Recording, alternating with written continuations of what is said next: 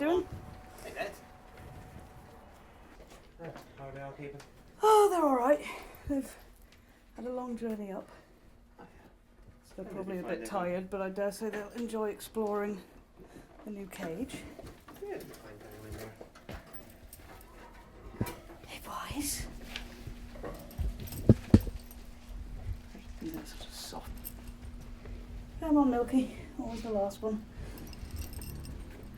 Old softy. There we go. Have to throw some food in there.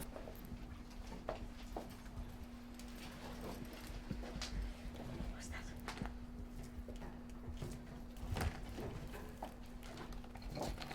They go absolutely insane with these things. I don't know whether it's the bright colours or the sparkly bits, or whether it's just that it resembles something small that they might be able to prey on, but they tend to absolutely love them. And there's nothing they love more, I find, with mine anyway, than tearing off all the rubber bits and pulling the feathers out one by one. They love chewing off the glittery bits as well. They love the glittery bits. I think they probably see the way the light catches it and they see it sparkling, because I mean their eyesight isn't very good, but they do seem to really respond to anything glittery. And boys are hopeless. Boys never seem to respond quite so well. Oh, and mad old ladies. Oh, look. Bad rat. No.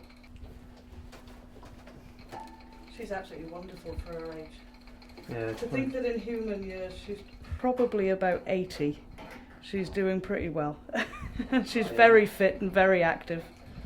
Crimp is absolutely just one of the sweetest, most epic rats that most of us have ever met. She's an absolute star. There's a bit of a story to her actually. Her and her sister Tulip, who sadly has just passed away. They were my own rats, and I was keeping them for breeding from. I was keeping Tulip and I was keeping Crimp as company. And Grace and Owen really needed company for a lone rat at the time, so I let them have Crimp and Tulip on the understanding I could see them really often. So, of course, up and down here all the time. So they've lived here ever since, and so they're like almost joint ownership, really. She was born on 28th of February 2012, so that would make her 26, just over 26 months, 26 and a half months.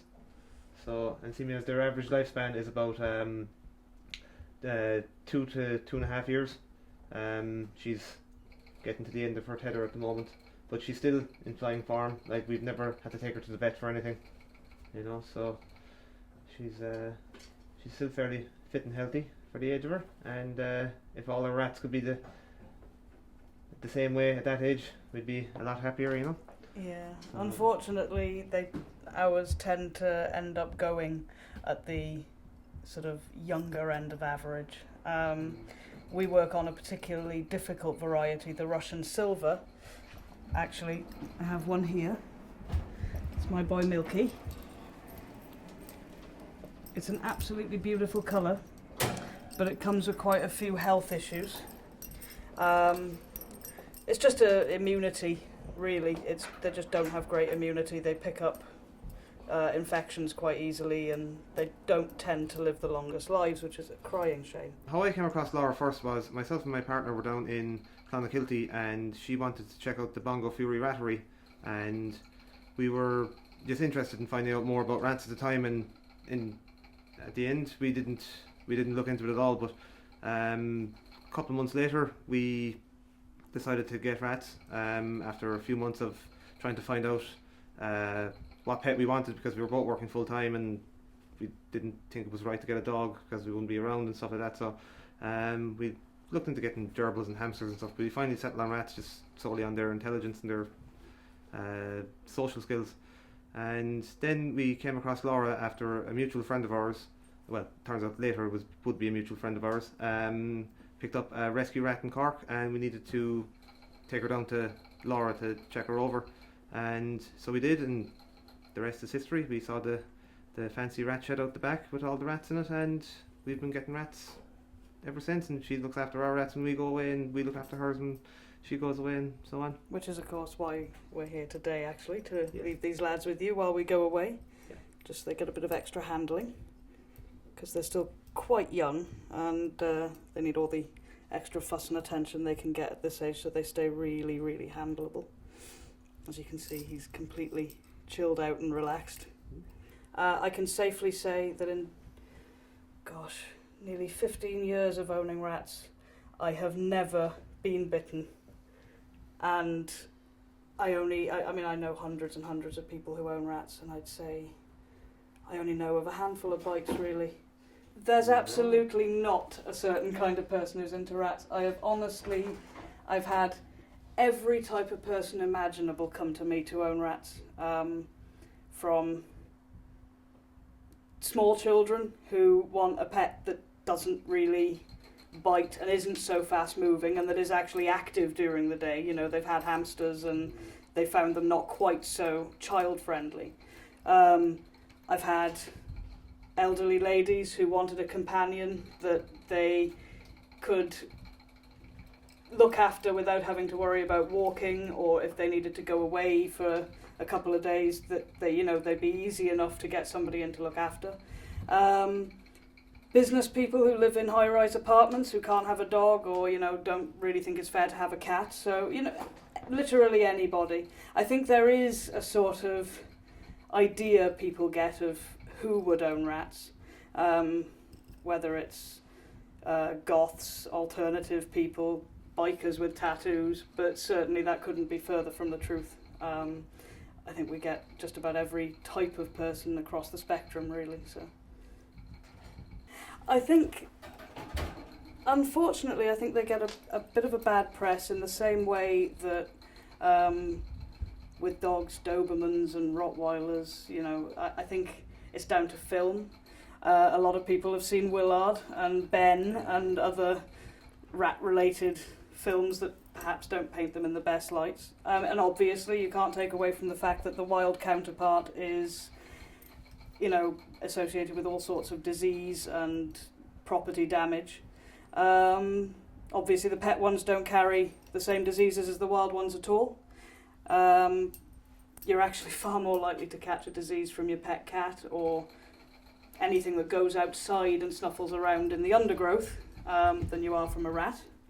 So it is a fairly unjust reputation that they've gained themselves, but having said that, that's probably why. It is just because of all the bad press they've had. How does it make... It's the same way people are mean and rude about everything else. Like if they don't understand it, it's not their fault. It's a common stigma. I have a few people I know now that, like my mother, for instance, she grew up on a farm. She didn't like rats because they were always in the grain store and the whole lot, But when she comes up here now, she doesn't take them out and cuddle them, but she'll come into the sitting room. When we got them first, she wouldn't come into the sitting room at all, But she'd come into the sitting room now and sit down and she'd look at them. But if we took them out, she'd run for the hills, So have them up on her shoulders most of the time. Like we'd be sitting on the couch, and if they're not running around the couch, they'd be up on her shoulder, sniffing in her ear and stuff like that, So Apple. Yes, you don't get apple very often. I'm careful not to give you too many sugary treats, but occasionally a bit of fruit doesn't go amiss. And we use this bird feeder because it just gives them a bit more enrichment in the environment and something to do that isn't just putting the food in a bowl. So then we'll take the food bowl out. This food now is a good quality rabbit food with no meat protein, because we find that poor quality meat protein, as found in a lot of the commercial rat foods that you can buy, that can be very detrimental to health. It can cause all sorts of problems such as mammary tumours. So we use a good quality rabbit food, which we mix in human grade cereals, normal dried pasta, very small amount because they get fat otherwise. They might have a few other bits in there then, like seaweed powder or dried fruit. And occasionally we'll add dog kibble as well to the mix, because that's where they get their meat protein. Because they don't like sharing food, especially when they can't get at it like that. Which is the exact opposite of the boys, of course, who are just all sitting around the food bowl sharing it happily. Some police monsters.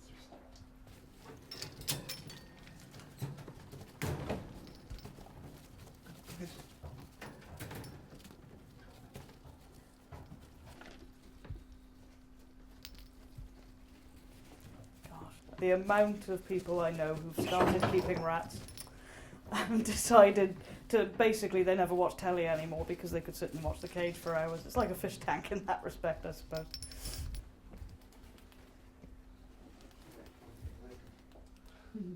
There's nothing they love more than things that rustle. So these are just any old ordinary paper bags, and I know my boys absolutely love them, so I brought a few up for you guys. Hello. What do you think? I know food is more interesting, but have some bags. Paper bags, cardboard boxes, anything like that is a really big hit with most rats because it means they can just tear them up, turn them into nests. In the case of boxes, they use them instead of the conventional plastic igloos that we use. You could spend 10 or 12 euros in the house and you put in a cardboard box and they better go in the cardboard box. They'll usually choose the cardboard box over the house because they can make it smell more like themselves, which is what they like to do. You don't have to spend a lot for them to be really happy and, you know, have an enriched environment. A lot of the hammocks can be very expensive. Like these hammocks can cost 12 to 15 euro. These cargo nets are about the same. No, they're like 25 euro. Are they really as much as that? Yeah. I'm But they probably do last, thinking in sterling. They do last a good while, you know. So Yeah. it is worth having a couple of them because you can make a kind of an assault course all the way across the cage. You know, so. Well, a lot of our hammocks come from charity shops. We buy old children's clothes. Yeah, tea towels. Tea towels are fantastic. Yeah. A perennial favourite, fur-lined hats. Yeah. And as you can see, a couple of these cages have actually got hats in them. Obviously very fleecy and That was warm. a €2 job, I think. Yeah. And Yeah. I think one of the main things to ask yourself if you own rats is it safe for a child? If it's safe for a child, it's Yeah. probably safe for a rat. Yeah. Everything that you use should have, if it's painted, it should be child-safe paint or animal-safe paint. And fleece is fantastic. Polar fleece, like the sheep that they have on their ledge. That's wonderful because you can just put giant paper clips in the corner of that and hang it up and it doesn't fray.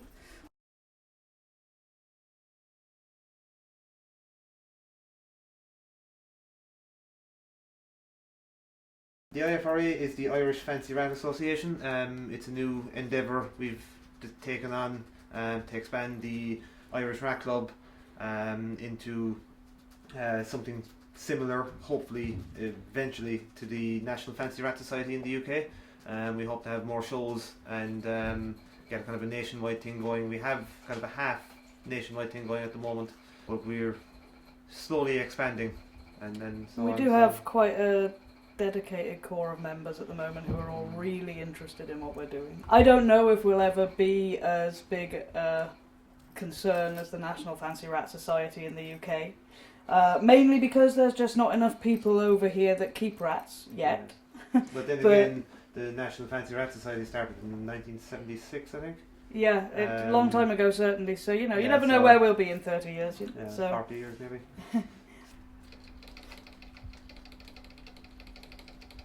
And that's I breed with an eye to the show bench always, and I bred these girls.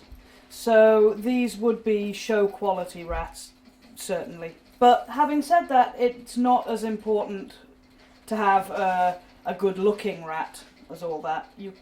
There are pet shows. At the moment with IFRA, what we mostly look to do is run mostly pet shows because we don't have a lot of entrants.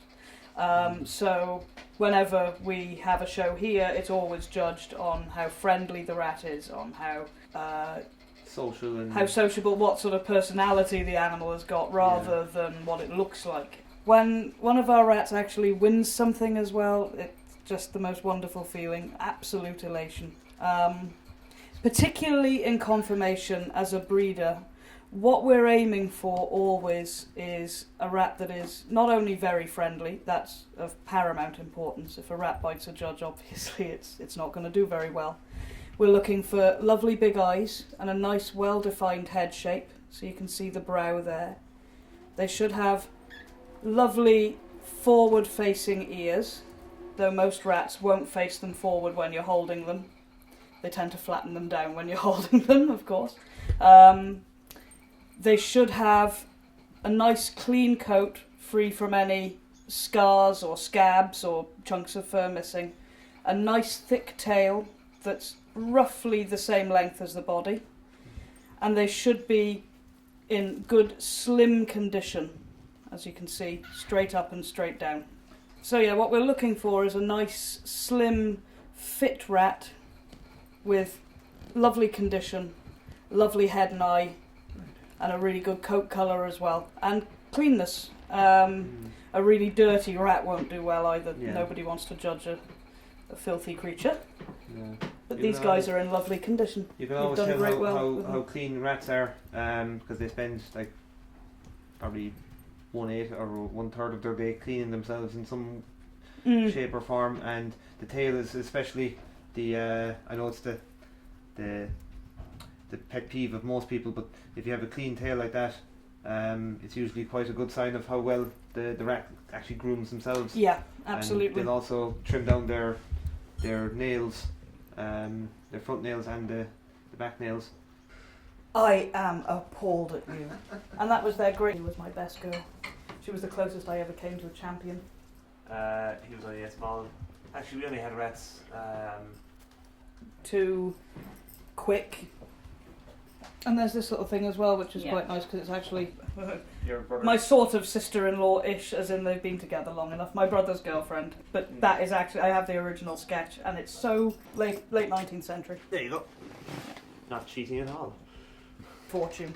Yeah, and that's when he's there with the point. Mm. Yeah, but the whole thing about Squeak is in the octopus. There's this common misconception that they need to. It shows that they're contented, really. Why cats don't like rats, the story goes back to ancient China when the emperor was having his party with all the animals that ended up in the Chinese calendar, and the story goes that the cat was invited, but you know, cats, they like to sleep, so cat fell asleep. He asked a rat to wake him up when the party was meant to start, and the rat didn't bother. He went off to the party instead and got in to be one of the animals in the Chinese calendar, and that's why cats are meant to hate rats. So Because they missed out on the party and it's all the rat's fault. yeah, pretty much. So Sometimes they get a very unfair press for the diseases that they've supposedly transmitted. Obviously, wild rats do carry certain diseases, but those diseases are often shared with other species. Mice carry just as many. I think the one that really worries people the most, because it's kind of modern day, although the plague is still a problem in third world countries, it's very minor problem found now. in Madagascar last year.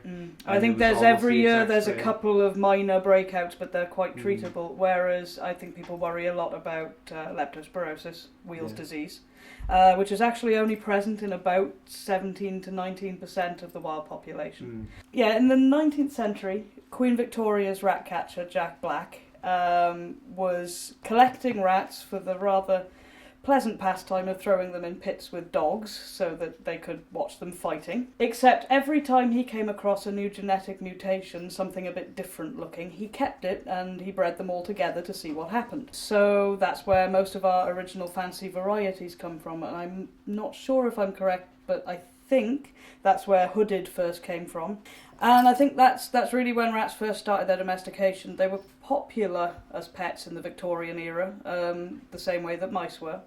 But they really sort of faltered in popularity in the 20s, where mice became very popular, but rats not so much. So then it was, I don't think really anybody did much with rats until the 70s, when the National Fancy Rat Society in the UK was set up, and rats became quite popular pets again. In recent years they've really taken off because they're a fantastic pet if you've only a small living space, and not a lot of time if you haven't got the time to be walking a dog, because obviously you can free range them while you're doing something else. They can run around the sofa or a specially proofed room.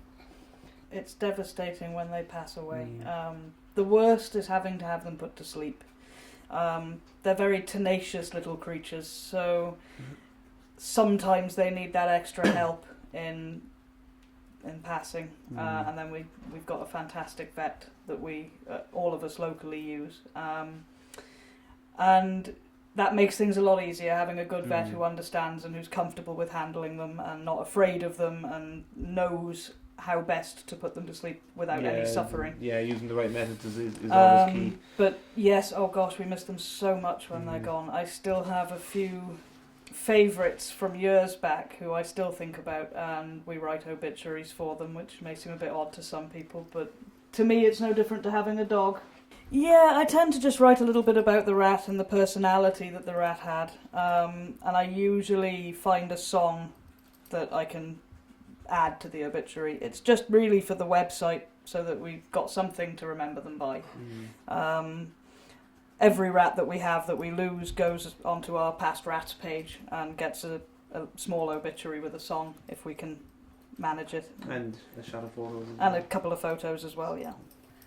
Actually, it's a good point not to mention if we're rescued, because it's nice it would be you'll suddenly have the world and his wife landing rats on us right, left and centre. Yeah, that's true. With regard to personality, like she was tiny, she was like a third of the size of Noodles. The Noodles was fully grown, and but she had a world of personality. She realised, it's you. Oh, that's fine. Before her teeth ever made contact, she'd just go, yeah. You just feel the teeth, but she wouldn't close down, you know. And she was the first rat we had as well that if you had her out on the couch for maybe 45 minutes to an hour, eventually, as she got older, she would actually fall asleep. Fluffy. Fluffy, yes. She wasn't fluffy at the time, but she became fluffy. Fluffy. Well, she was a little. It was like a 5-year-old girl that had it. So Yeah. great job. Rolling films, I like it. It's the name of the company. Yeah. Brilliant.